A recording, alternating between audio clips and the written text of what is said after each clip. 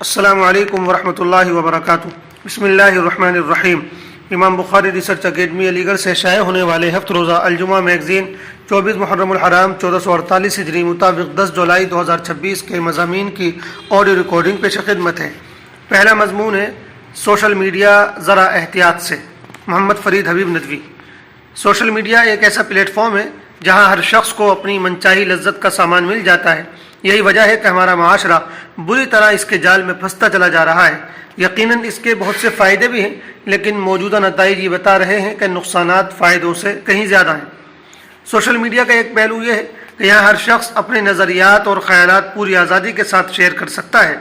یہ ایک اعتبار سے تو اچھی بات ہے کہ ہر شخص کو اپنی بات کہنے کی آزادی ہے، لیکن دوسرے پہلو سے دیکھا جائے تو اس میں بڑے خطرات بھی ہیں۔ وہ یہ کہ جو شخص پختہ ذہن کا نہ ہو وہ سوشل میڈیا کے ذریعے پھیلائے گئے افکار و خیالات سے بڑی جلدی متاثر ہو سکتا ہے، جبکہ ان افکار و خیالات میں سے بعضے بڑے تباہ کن ہوتے ہیں۔ نہ معلوم کتنے ایسے واٹس ایپ گروپ اور انسٹاگرام یا فیس بک پیج ہیں جہاں ہر طرح کی چیزیں نشر کی جاتی ہیں۔ ان میں بعض چینلز تو بنا ہی اس لیے گئے ہیں تاکہ مسلم بچوں اور بچیوں کو گمراہ کیا جائے اور انہیں پھنسایا جائے۔ ہوتا یہ ہے کہ ہمارے نوجوان کسی چینل یا پیج پر جب دینی مواد دیکھتے ہیں تو وہ اس سے متاثر ہو جاتے ہیں اور پھر اس سے وابستگی اختیار کر لیتے ہیں۔ آگے چل کر یہ چیز ان کے لیے بڑی نقصان دہ ثابت ہوتی ہے۔ سوشل میڈیا پلیٹ فارم پر ہمارے نوجوانوں کے لیے کئی طرح کے خطرات ہیں۔ نمبر 1، بہت سے پیج اور چینل ایسے ہیں جہاں دین کی غلط معلومات نشر کی جاتی ہے۔ اب چونکہ ہمارے بچوں اور بچیوں کو دین کا گہرا علم حاصل نہیں ہوتا تو وہ انہی غلط معلومات کو دین کا حصہ سمجھ لیتے ہیں۔ نمبر 2، بہت سے لوگ جان بوجھ کر اسلامی تعلیمات کو قابل اعتراض بنا کر پیش کرتے ہیں۔ ہمارے نوجوانوں کو ان کی حقیقت معلوم نہیں ہوتی تو وہ بھی اسلام سے متعلق غلط فہمی کا شکار ہو جاتے ہیں۔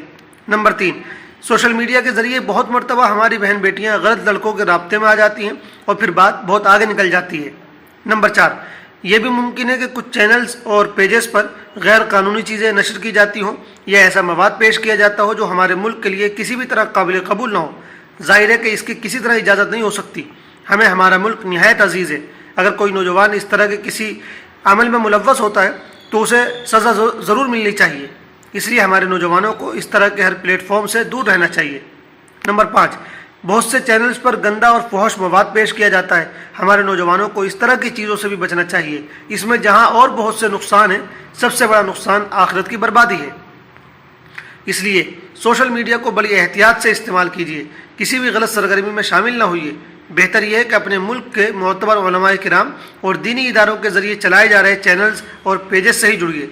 دوسرے کسی ملک، بالخصوص جس ملک سے ہمارے ملک کے تعلقات بحال نہ ہوں، ایسے ملک کے کسی چینل یا پیج سے وابستگی اختیار نہ کیجیے۔ اسی طرح جو لوگ گھر کے ذمہ دار ہیں ان کا بھی فرض بنتا ہے کہ اپنے بچوں کی سرگرمیوں پر نظر رکھیں اور انہیں سوشل میڈیا کے خطرات سے آگاہ کرتے رہیں۔ دوسرا مضمون ہے اپنی صحت کا خیال رکھیں، محمد فرید حبیب ندوی۔ ایمان کے بعد صحت دنیا کی سب سے بڑی دولت ہے، مگر افسوس کہ ہم میں سے بہت سے لوگ اس کی قدر نہیں کرتے۔ چنانچہ بہت سے لوگ دولت کمانے کے چکر میں اپنی صحت کا بھی خیال نہیں کرتے اور اسے برباد کر لیتے ہیں۔ کس نے کیا اچھی بات کہی ہے کہ انسان صحت کو قربان کر کے دولت کماتا ہے، پھر دولت کو قربان کر کے صحت واپس حاصل کرنے کی کوشش کرتا ہے، مگر پھر وہ واپس مل نہیں پاتی۔ بہت مرتبہ ایک شخص کو کوئی چھوٹی بیماری ہوتی ہے مگر وہ اس پر دھیان نہیں دیتا اور گزرتے دنوں کے ساتھ وہ بڑی بیماری بن جاتی ہے، پھر وہ افسوس کرتا رہتا ہے۔ ہمارے ایک عزیز کو ریڑھ کی ہڈی میں شکایت شروع ہوئی۔ ڈاکٹر نے وزن اٹھانے اور جھکنے سے منع کر دیا مگر انہوں نے احتیاط نہیں کی۔ نتیجہ یہ ہوا کہ وہ بڑی تکلیف میں گرفتار ہو گئے اور ڈاکٹر نے ریڑھ کی ہڈی کا آپریشن ڈکلیئر کر دیا۔ ایک اور شخص کے بارے میں معلوم ہوا کہ انہیں جگر کی شکایت ہوئی۔ ڈاکٹر نے پرہیز کرنے کا مشورہ دیا، انہوں نے کوئی پرہیز نہیں کیا اور دوا کے مرغ مسلم کھائے۔ آخرکار جگر بالکل خراب ہو گیا اور کچھ سالوں بعد وہ دنیا سے رخصت ہو گئے۔ کتنے لوگ ہیں جو اپنی بے احتیاطی اور بد پرہیزی کی وجہ سے معذور ہو گئے اور بستر پر پڑ گئے۔ بہت سے لوگ کہتے ہیں کہ ہم کوئی بھی چیز کھا لیں ہمیں نقصان نہیں ہوتا۔ ان کی یہ بات سراسر غلط ہے، اس لیے کہ نقصان کا مطلب یہ نہیں کہ جیسے ہی آپ نے کوئی نقصان دہ چیز کھائی فوراً اس کا اثر ہو گیا۔ بات یہ ہے کہ اثر آہستہ آہستہ ہوتا ہے۔ آپ جگر ہی کی مثال لیجئے، ایسا نہیں کہ جگر 1-2 سال میں خراب ہو جاتا ہے، بلکہ بسا اوقات 10-20 سال لگ جاتے ہیں۔ کبھی کبھی جوانی کی بے احتیاطی کا خمیازہ بڑھاپے میں بھگتنا پڑتا ہے۔ جو بڑھاپا بڑے آرام سے گزر سکتا تھا وہ جوانی کی بے احتیاطیوں کی وجہ سے بڑی تکلیفوں میں گزرتا ہے۔ بہت سے لوگ تقدیر کا بہانہ بناتے ہیں کہ جو اللہ چاہتا وہی ہوتا ہے۔ دراصل ایسے لوگ اپنی غلطیوں کا ٹھیکرا تقدیر پر پھوڑنا چاہتے ہیں۔ یقیناً وہی ہوتا جو اللہ چاہتا ہے، مگر اسی نے انسانی بدن کا ایک نظام بنایا ہے۔ یہ بدن اسی نظام کے مطابق کام کرتا ہے. اگر آپ اسے اچھی غذا کھلائیں گے تو یہ طاقتور بنتا ہے، اور اگر نقصان دہ چیزیں کھلائیں گے تو اس پر برا اثر پڑتا ہے. یہ بالکل ایسا ہی ہے جیسے موٹر کاروں کا ایک نظام ہوتا ہے جو انہیں بنانے والی کمپنیاں طے کرتی ہیں. کمپنی بتاتی ہے کہ یہ کار پیٹرول سے چلے گی یا ڈیزل سے. آپ یہاں تو تقدیر کا بہانہ بنا کر پیٹرول کی گاڑی میں ڈیزل اور ڈیزل کی گاڑی میں پیٹرول نہیں ڈلواتے. اس لیے کسی بھی طریقے سے اپنی صحت برباد نہ کریں، نہ بے احتیاطی اور بد پرہیزی کر کے، نہ نقصان دہ چیزیں کھا کر، اور نہ چھوٹی بیماری سمجھ کر علاج میں لاپرواہی کر کے. ہر اعتبار سے اپنی صحت کا خیال رکھیں اور اللہ سے عافیت کی دعا کرتے رہیں. نبی کریم صلی اللہ علیہ وسلم نے کتنی پیاری بات ارشاد فرمائی ہے کہ اپنی صحت کو بیماری سے پہلے غنیمت سمجھو. ایک اور جگہ ارشاد فرمایا، دو نعمتیں ایسی ہیں جن کے سلسلے میں بہت سے لوگ دھوکے اور لاپرواہی میں پڑے رہتے ہیں، ایک صحت اور دوسری فراغت. یعنی جب تک انسان کو یہ نعمتیں میسر رہتی ہیں وہ ان کی قدر نہیں کرتا، مگر جب یہ چھن جاتی ہیں تو پچھتاوا کرتا رہتا ہے. الغرض اپنی صحت کا پورا خیال رکھیں. یہ بہت بڑی دولت اور بہت بڑی نعمت ہے، اگر ایک بار ہاتھ سے چلی گئی تو پھر واپس ملنی بہت مشکل ہے. تیسرا مضمون ہے ایمان اور دینداری کے 3 درجے. محمد فرید حبیب ندوی. قرآن و حدیث میں ایک مسلمان کو دوسروں کے ساتھ بہتر سلوک کرنے کی تعلیم دی گئی ہے. اس حوالے سے جب ہم اسلام کی تعلیمات پر نظر ڈالتے ہیں تو معلوم ہوتا ہے کہ اس معاملے میں ایمان کے 3 درجے ہیں. نمبر 1، کسی دوسرے کو تکلیف نہ دی جائے، اس کا نقصان نہ کیا جائے اور اسے کسی بھی طرح پریشان نہ کیا جائے.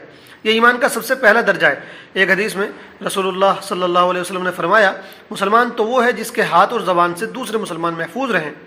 اگر کوئی اپنے کسی بھی عمل سے دوسروں کو تکلیف دے رہا ہے تو گویا وہ ایمان کے اس پہلے درجے پر بھی نہیں ہے.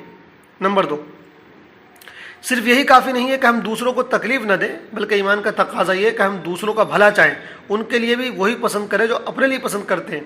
ہر شخص چاہتا ہے کہ اسے عزت، ترقی، خوشحالی، علم اور کامیابی حاصل ہو، تو ضروری ہے کہ وہ اپنے دوسرے بھائیوں کے لیے بھی، اس میں سگے بھائی بھی شامل ہیں اور عام مسلمان بھی، عزت، ترقی اور کامیابی اور خوشحالی کی خواہش کریں. نبی کریم صلی اللہ علیہ وسلم نے فرمایا، تم میں سے کوئی اس وقت تک کامل ایمان والا نہیں ہو سکتا جب تک کہ وہ اپنے بھائی کے لیے بھی وہی کچھ پسند نہ کرے جو اپنے لیے پسند کرتا ہے. اور دوسری حدیثوں سے معلوم ہوتا ہے کہ نہ صرف ہم دوسروں کے لیے یہ چیزیں پسند کریں، بلکہ ہمیں چاہیے کہ ہم اللہ تعالیٰ سے اپنے بھائیوں کے لیے ان چیزوں کے ملنے کی دعا کریں، ان چیزوں کی جو ہم اپنے لیے مانگتے ہیں. یہ ایمان کا دوسرا درجہ ہے کہ ہم اپنے فائدے کے ساتھ ساتھ دوسروں کا بھی فائدہ چاہیں. نمبر 3، ایمان کا تیسرا درجہ ایثار کا ہے. اس کا مطلب یہ ہے کہ ہم دوسروں کو اپنے اوپر ترجیح دیں. ہم اپنا نقصان تو برداشت کر لیں لیکن دوسروں کا نقصان نہ ہونے دیں. خود مصیبت اٹھا کر دوسروں کو راحت پہنچائیں، خود بھوکے پیاسے رہ کر انہیں کھلائیں پلائیں، اپنی ضروریات اور خواہشات دبا کر دوسروں کی خواہشات پوری کریں.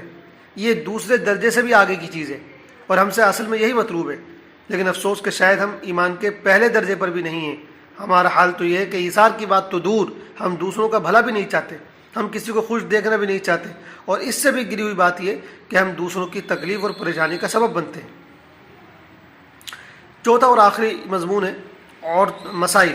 عورتوں کے لیے نماز کا ایک اہم مسئلہ. اگر کوئی عورت اس طرح نماز پڑھتی ہے کہ اس کے ہاتھوں کے گٹے یا کونیاں دکھائی دیتی ہیں تو اس کی نماز درست نہ ہوگی. دیکھنے میں آتا ہے کہ بعض عورتیں ایسے دوپٹے میں نماز پڑھتی ہیں کہ جب وہ کھڑی ہوتی ہیں تب تو ان کے گٹے چھپے رہتے ہیں، لیکن جب وہ رکوع یا سجدے میں جاتی ہیں تو دوپٹہ چھوٹا ہونے کی وجہ سے گٹے دکھائی دینے لگتے ہیں. یاد رکھیے، اگر 3 مرتبہ سبحان اللہ کہنے کے بقدر دوپٹے سے باہر دکھنے والا حصہ کھلا رہا تو نماز نہیں ہوگی. اس لیے عورتوں کو چاہیے کہ نماز کے لیے بڑے دوپٹے کا استعمال کریں جو اتنا موٹا بھی ہو کہ اس میں باہر سے اندر کا بدن دکھائی نہ دے. والسلام علیکم ورحمۃ اللہ وبرکاتہ.